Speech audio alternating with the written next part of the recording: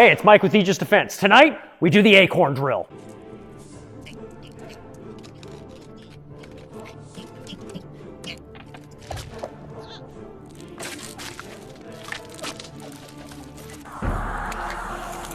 Shots fired! Shots fired! Shots fired! Shots fired!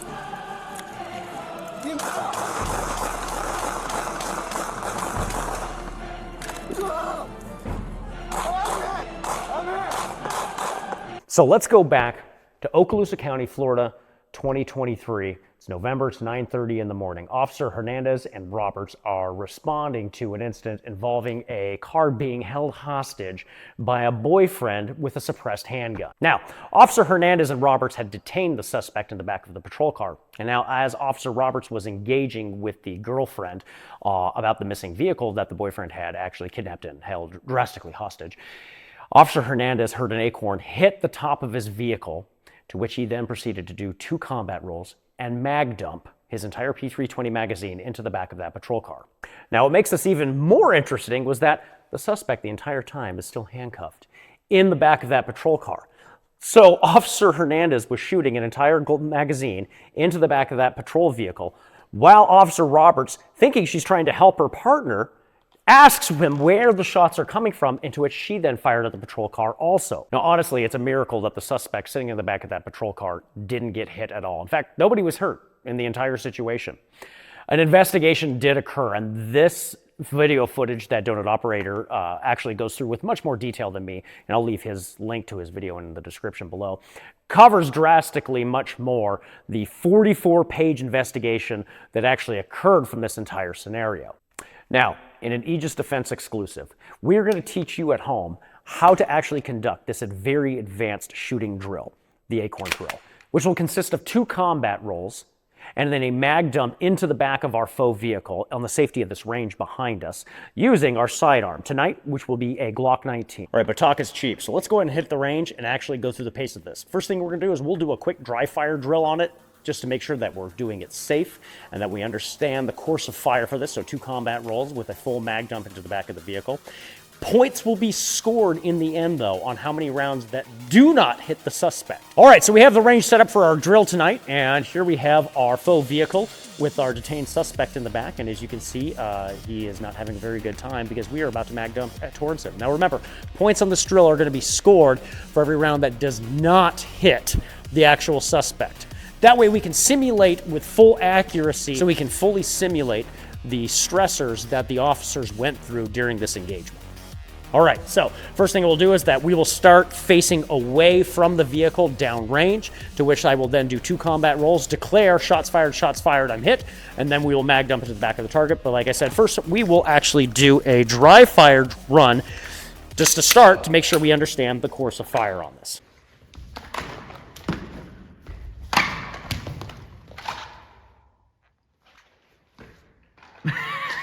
All right, so after 1 successful dry fire, we will now go to a live fire exercise of the Acorn drill. Shots fired! Shots fired!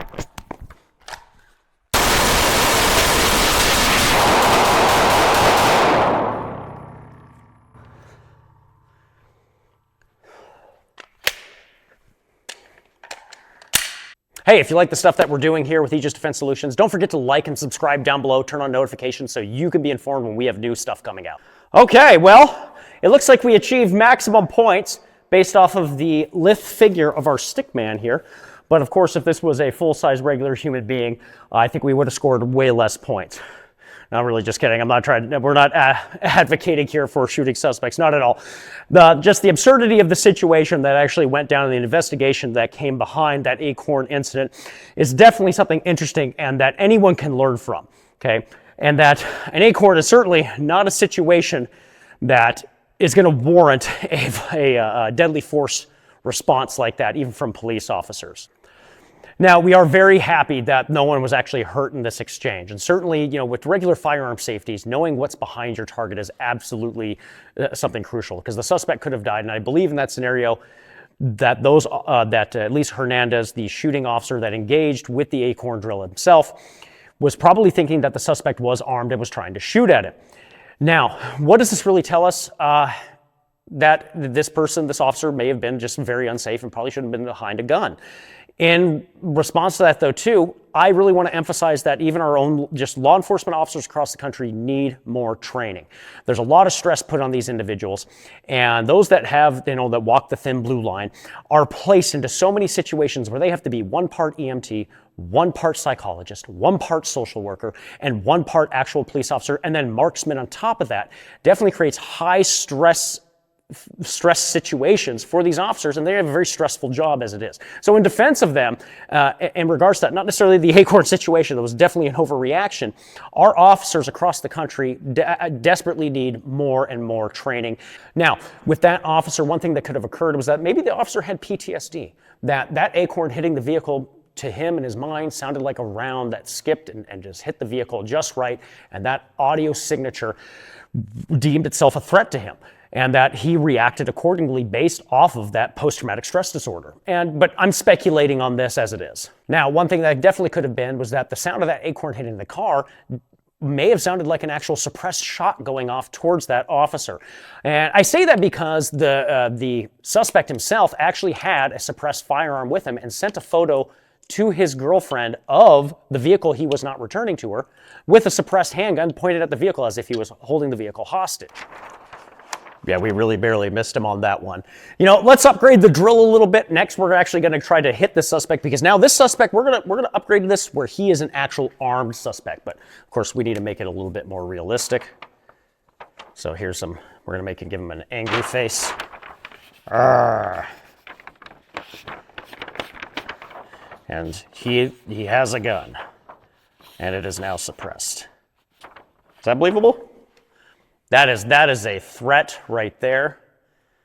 All right, let's do one more drill. This time we're actually going to aim for the target.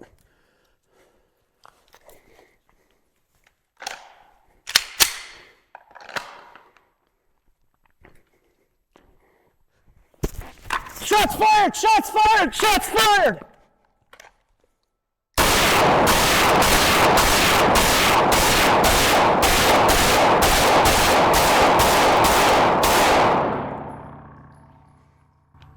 Okay, well, his skinniness definitely worked against us, but actually, we did get 2 headshots on there, and I think we stopped the threat. We've disabled his arms. Normally, we probably have a shoulder right about here. He'd be aiming the firearm at us. I think we hit the high thoracic cavity on that as well. So I would definitely declare that this shooter from inside this vehicle is neutralized successfully. But honestly, it's a silly drill. We're having a little bit of fun. There's definitely a lot of things that we can learn from the Acorn scenario. So in the end, what really matters is that any shooter, police officers or civilian, go get training, go educate yourself, dive further into this community as you then prepare yourself for any eventualities that can happen. Life can happen. And ultimately, in the end, you are responsible for your own defense.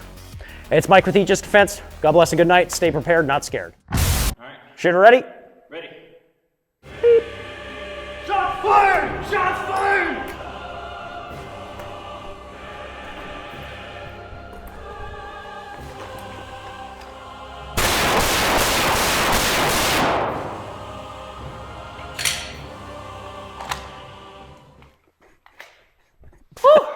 Beautiful. GG, Nub, get good. Like and subscribe.